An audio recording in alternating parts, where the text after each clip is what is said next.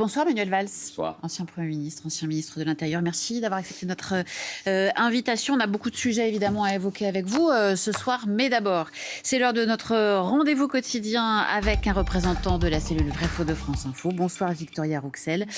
C'était une des promesses du Premier ministre Sébastien Lecornu, ne pas recourir au 49.3 pour le vote du budget 2026. Pourtant, vous le savez, c'est ainsi qu'il a finalement été voté, malgré les motions de censure de l'opposition et notamment de la France Insoumise, qui, selon la ministre des Comptes publics Amélie de Montchalin, recourt aux fake news pour discréditer ce budget. C'était ce matin sur notre antenne. Ils font peur à tous les étudiants. Les APL vont être supprimés pour tous les étudiants à compter, là, si on les écoute, du mois de mars. Fake news. Ce qu'on a mis dans le texte, c'est qu'effectivement, pour les étudiants étrangers, non européens, non boursiers, nous voulions faire évoluer les APL. Par exemple, les étudiants américains, canadiens, japonais. Nous, les Français, quand on va étudier dans ces pays, on n'a pas les APL. Ça n'existe pas.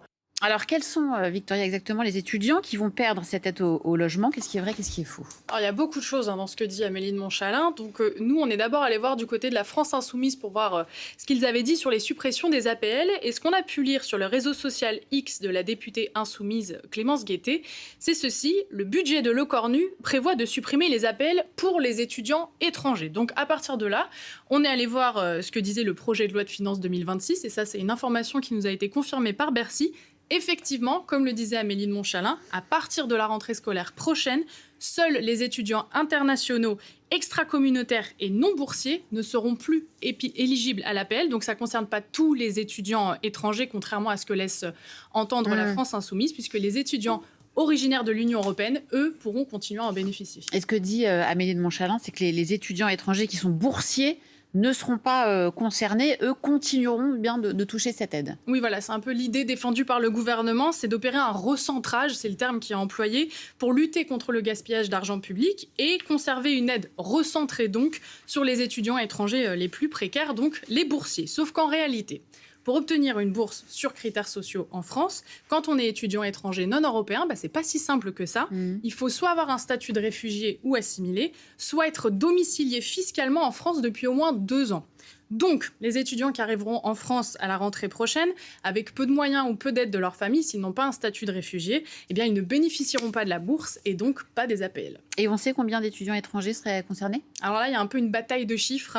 Selon la Commission des finances qui a présenté le projet de loi, sur les 130 700 étudiants étrangers qui bénéficient actuellement de l'APL, environ 100 000 sont non boursiers, donc 100 000 étudiants perdraient cette aide. Des chiffres qui sont bien différents de ceux évoqués par la France Insoumise, notamment c'est des chiffres que j'ai retrouvés dans une pétition qui a été signée et partagée par un collectif d'associations qui est vent debout contre cette mesure évidemment et qui dit que ce sont plus de 300 000 étudiants, étudiantes qui risquent de perdre leurs droits aux APL, soit une perte de 100 à 250 € par mois, toujours selon ce collectif. Pour ces associations, la suppression de ces APL, elle risque d'accentuer la précarité des étudiants étrangers en France. Il faut savoir qu'en 2023 déjà, selon l'Observatoire de la vie étudiante, 41% des étudiants étrangers déclaraient éprouver des difficultés pour se nourrir ou se loger. Merci beaucoup Victoria Rouxel. On rappelle les rendez-vous hebdomadaires avec toute l'équipe de Vrai-Faux. C'est samedi midi et le replay le dimanche soir. Merci beaucoup Victoria. Manuel Valls, merci donc d'avoir accepté notre invitation ce soir. On va commencer évidemment par la principale information de ce début de soirée, c'est le réquisitoire qui est tombé dans le procès en appel de Marine Le Pen. 4 ans de prison, dont 1 ferme, 5 ans d'inéligibilité, sans exécution immédiate, ont été requis ce soir contre Marine Le Pen. Est-ce que ça veut dire, d'une certaine manière, que le ministère public et donc l'État a entendu les critiques qui avaient été faites suite au jugement qui avait été rendu en première instance sur cette exécution immédiate en particulier? Vous savez, parce que j'ai exercé des hautes responsabilités de l'État, je m'interdis, par principe, de commenter des décisions de justice. Par ailleurs, il ne s'agit pas d'une décision, il s'agit d'un réquisitoire.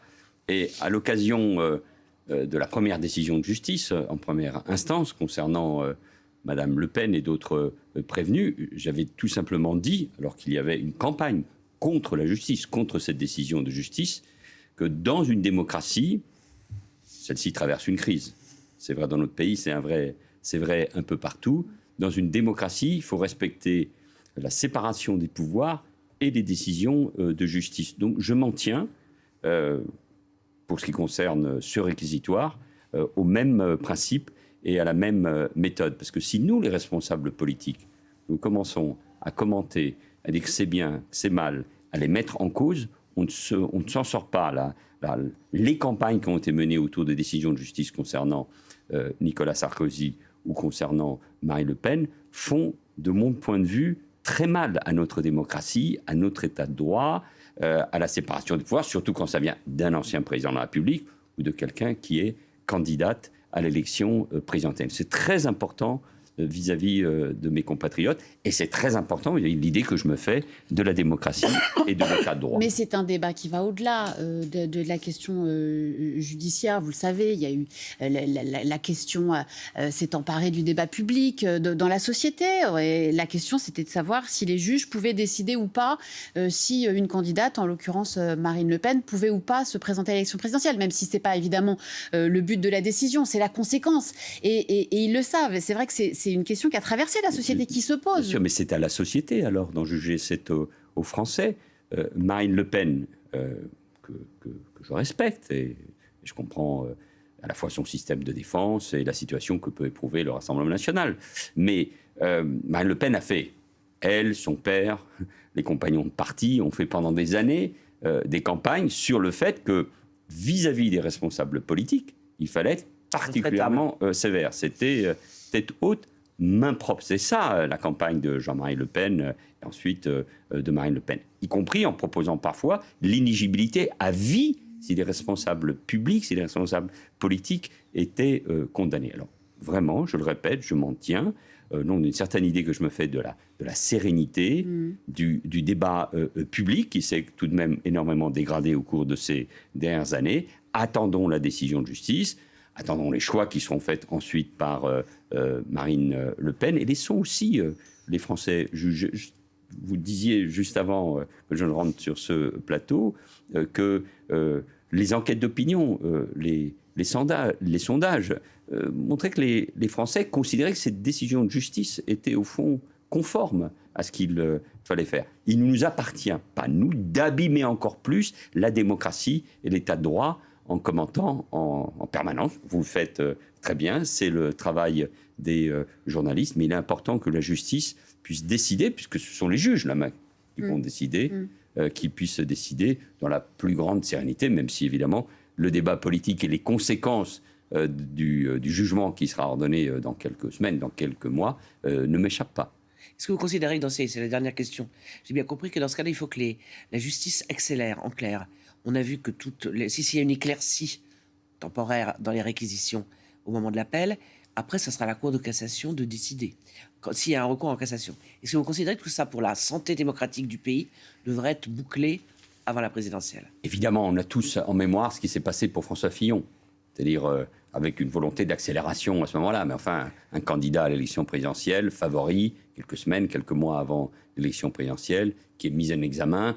On voit bien ce que cela peut représenter. Donc, normalement, oui, ça, c'est un souhait que l'on peut avoir, c'est que la clarification soit faite concernant Marine Le Pen ou quiconque d'autre. Mais c'est le rythme de la Cour de cassation, c'est long, c'est difficile. Il faut respecter aussi les droits de la défense. On ne peut pas accélérer n'importe comment, mais la justice a déjà accéléré concernant... Là, avec la Cour d'appel qui rendra sa décision avant l'été. Avec la Cour d'appel, oui, c'est mieux, parce qu'au nom de la sérénité de la justice, oui, il faut aussi une forme de sérénité, si c'est possible, pour le débat démocratique. Quel est le candidat le plus redoutable à affronter pour un opposant au Rassemblement national à la présidentielle, Marine Le Pen ou Jordan Bardella? Mais vous savez, moi, je vais vous dire très honnêtement et très franchement ce que je pense. Si les Français considèrent qu'il faut balayer au nom d'un nouveau dégagisme toute la classe politique, comme on dit aujourd'hui, qui aurait failli, peu importe. Si la question, en revanche, est dans le temps difficile que nous traversons avec la guerre en Ukraine, avec les menaces que représente l'Iran, avec la crise démocratique que j'évoquais, avec la nécessité de faire un effort très important, vu la situation de nos déficits et de la dette, peut-être que la question qui sera posée aux Français, c'est quel président, quel type de président, quelle politique pour le moment que nous traversons. Et donc la réponse des Français, à ce moment-là, elles seront différentes. Moi, je souhaite évidemment qu'il y ait des candidatures fortes, à la fois au centre-gauche et au centre-droit, capables de proposer un projet qui ne se pose pas uniquement au Rassemblement national. Votre question était d'ailleurs un peu étrange. L'opposant au RN, le RN n'a pas gagné l'élection présidentielle, mais je suis convaincu que pour gagner l'élection présidentielle, il ne suffit pas de faire un front anti-Rassemblement national. Il faut un projet au pays. Il faut une conception sur les relations internationales, l'Europe. Il faut répondre aux questions essentielles qu'on se pose sur la sécurité, le narcotrafic, l'immigration, le pouvoir d'achat, le réchauffement climatique, l'avenir de l'école ou de notre système de santé. Donc là, il faudra un projet, des propositions et évidemment des incarnations. L'expérience, elle peut compter, oui, bien évidemment. Alors, est-ce que vous croyez justement que cette expérience en période, vous les avez énumérées, de crise, sera si importante? On recevait l'autre jour Xavier Bertrand ou Jean-François Copé qui disaient le très très jeune et inexpérimenté Jordan Bardella. Est-ce que vous pensez que ça fait partie des critères? Parce que quelquefois dans les études en ce moment, on a l'impression que les Français se disent on a essayé les expérimentés, on a essayé les diplômés, finalement voilà ce que ça a donné, allons vers la jeunesse et l'inconnu. Est-ce que vous pensez qu'in fine, c'est quand même des valeurs importantes, des gens qui ont exercé beaucoup de pouvoir dans des périodes de crise et qui sont donc capés pour ça? Je pense que, a priori, l'expérience de la vie, je ne parle pas des diplômes seulement, l'expérience de la vie, l'expérience politique, l'expérience gouvernementale sont importantes. Mais dans la crise démocratique que nous traversons, avec ce dégagisme que j'évoquais il y a un instant, la colère même des Français face au spectacle politique, notamment depuis la dissolution invraisemblable voulue par Emmanuel Macron et ses conséquences, je vais plutôt dans votre sens. Tout est possible. Et si les Français considèrent qu'il faut dégager tout le monde, alors ils prendront un bulletin Marine Le Pen, un bulletin Jordan Bardella ou tout autre, parce que vous savez, on ne sait jamais, pour aller jusqu'au bout. Je crois que ce peuple, ce vieux peuple, a encore une certaine idée du rôle de la France dans le monde, de la responsabilité politique, de ce que c'est être président de la République. Ils sont très attachés aux institutions de la République. Moi aussi, ils élisent, eux, celui qui a en charge l'essentiel, c'est-à-dire l'avenir de la nation. Donc peut-être que ces éléments vont peser. Mais dans cette crise démocratique que nous traversons, avec les populismes que nous connaissons, je serais extrêmement prudent. Mais c'est une élection présidentielle, évidemment, comme toute, extrêmement importante à cause de la situation géopolitique. Donc je crois qu'au fond, au-delà des sondages, des tendances puissantes qui existent du fait que le Rassemblement national, dans les sondages, est donné à plus de 30%, surtout avec les résultats qu'il a obtenus au moment des élections européennes, que rien n'est joué et que cela dépend des formes du débat, des propositions qui seront faites, du sens que l'on donnera au prochain quinquennat. En tout cas, j'ose l'espérer. Rien n'est joué, pas de candidat naturel. On en parle tous les soirs sur ce plateau avec Nathalie. On lit parfois dans les journaux que François Hollande réfléchit à présenter sa candidature. Vous avez été son Premier ministre. Vous en êtes où, vous? Est-ce que vous réfléchissez, je sais pas, à participer à une primaire de la gauche, du centre droit ou autre? Je ne sais pas. Je vais rajouter donc ma candidature aux dizaines de candidats. Est-ce que vous poussez un processus? Parce qu'on voit très bien, à gauche comme à droite, à gauche, bon, il y a une primaire dont beaucoup de gens considèrent qu'elle n'aura jamais lieu, puisqu'elle est hors LFI évidemment, mais PC et Raphaël Glucksmann qui est le mieux placé pour l'instant. Est-ce que ça veut dire que vous pensez qu'il faut, envers et contre tout, aller vers une primaire, ou est-ce qu'il faut aller au sondage, pour parler vulgairement, c'est-à-dire en gros, en espérant que le départage se fera spontanément au mois de septembre? Je viens de passer 10 mois pratiquement au gouvernement, passionnant sur les Outre-mer.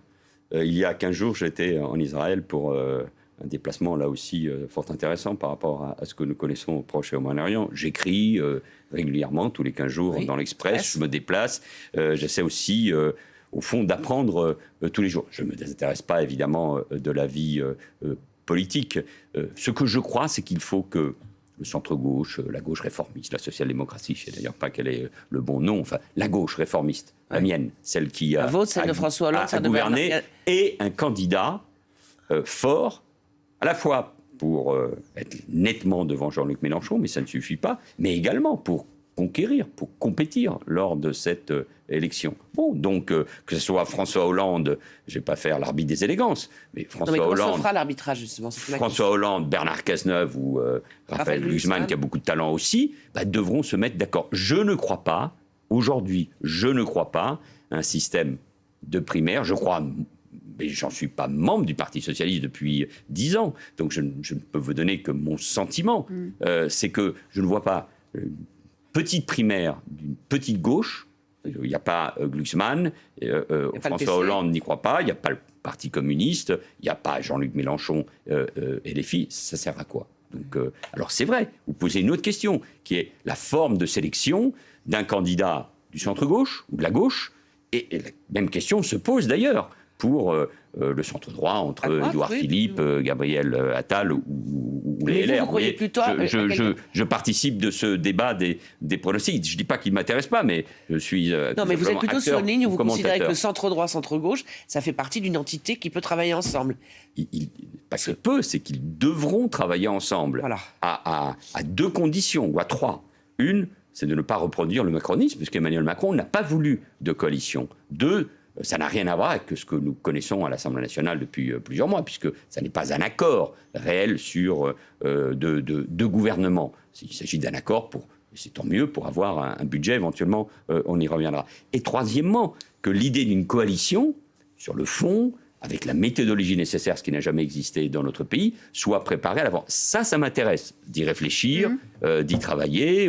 Jean-Michel Blanquer, d'autres y travaillent. Oui, on peut travailler sur comment on rapproche les points de vue sur le fond, comment on travaille sur la méthodologie demain pour gouverner ensemble. Nous en sommes très loin, mais je suis convaincu, oui, qu'il faudra évidemment le faire. Je vois beaucoup de candidats qui viennent, disent je suis candidat, et vous allez être élu comment, désigné comment, gouverner comment, vous allez avoir la majorité absolue. Je n'y crois pas. Vous avez l'impression que ça ne travaille pas ? Il faut s'y préparer. Non, c'est parce que c'est difficile, et il faut...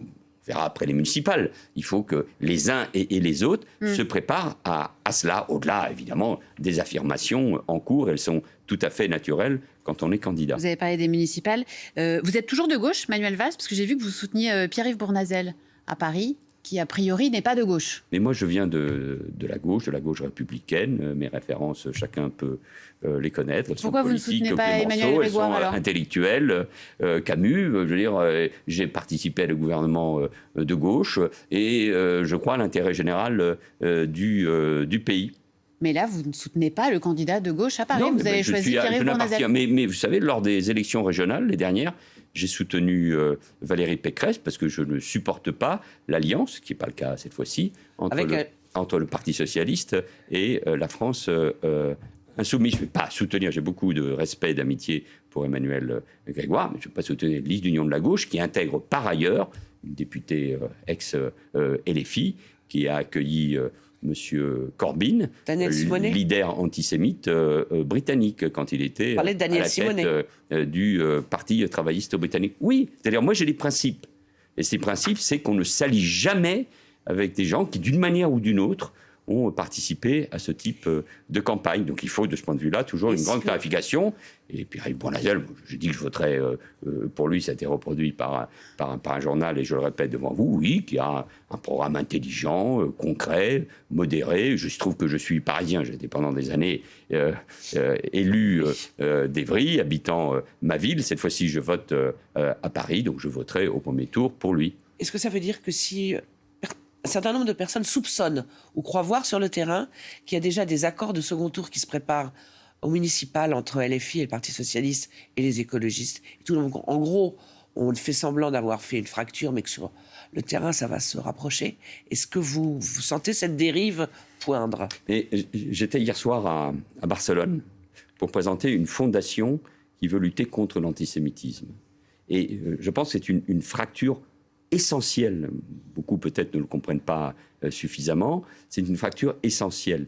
Toute alliance avec une formation politique qui a fait des Juifs un objet électoral, qui a amplifié la haine vis-à-vis des Juifs comme d'Israël depuis des années. Ce qui ne s'était jamais vu depuis les années 30, mais à l'époque, c'était l'extrême droite qui le faisait.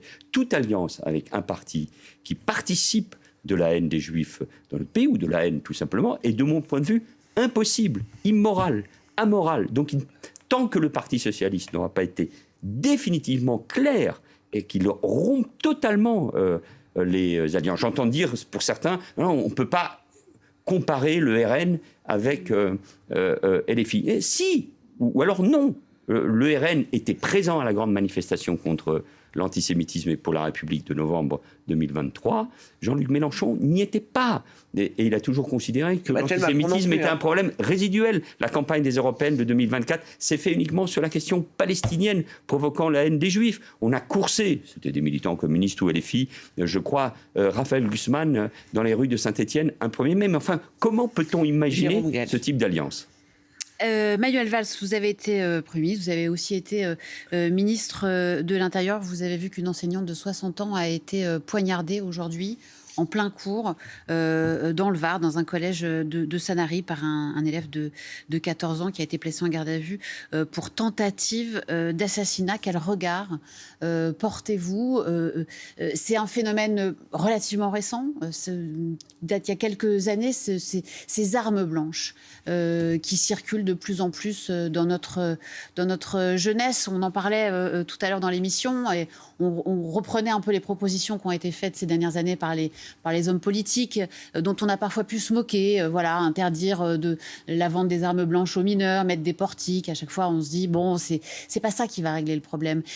Que peut dire l'ancien ministre de l'Intérieur et l'homme politique sur cette question ? Que la violence, chez les plus jeunes et de plus en plus jeunes, que le passage à l'acte, avec la volonté de tuer, parce que quand on prend un couteau et qu'on s'attaque à une enseignante ou à toute autre personne, c'est la volonté de tuer. C'est un élément aujourd'hui de notre société, et notamment de la société française. Il faudrait d'ailleurs examiner les raisons plus profondes qui expliquent cela. Et donc, si on ne rétablit pas l'autorité dans la famille, dans l'école, dans la société, si on ne prend pas les sanctions nécessaires le plus tôt possible, il faut évidemment se protéger. Des dispositifs ont été pris, mais évidemment, ça n'existe pas. Les protections à 100%. Si la justice aussi ne sanctionne pas lourdement dès le premier fait, oui, on a une société qui se désagrège.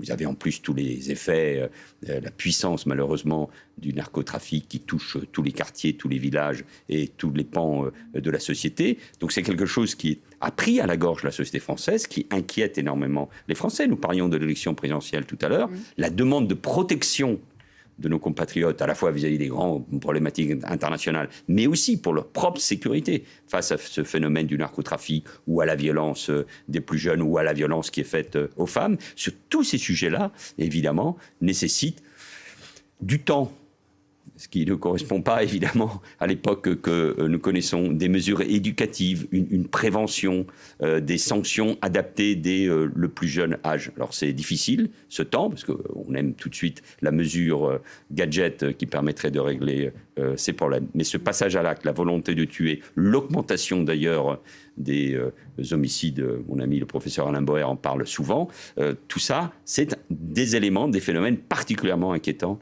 pour notre société. Est-ce que vous faites partie des gens qui considèrent que, bon, vous avez dit tout à l'heure qu'on a eu un budget, quoi, on ne peut pas dire que ce soit de la coalition ou d'une négociation de programme. Est-ce que vous considérez qu'il faut qu'on en finisse au plus vite, si j'ose dire, pour pouvoir repartir sur des bases saines, à savoir qu'on a l'impression qu'il y a une forme d'immobilisme. La réforme de l'assurance chômage a été abandonnée, la réforme des retraites a été abandonnée. En Calédonie, on ne voit pas très bien où on va. Est-ce que vous considérez que c'est, si j'ose dire, ce temps, je ne vous dis pas si vous êtes d'accord demandez si vous êtes d'accord avec Édouard Philippe, qui considère qu'il ferait mieux d'arrêter les choses avant, mais est-ce que pour vous c'est du temps perdu alors qu'il y a urgence? Première question. Et deuxième question, est-ce qu'on est affaibli à l'échelon international et européen?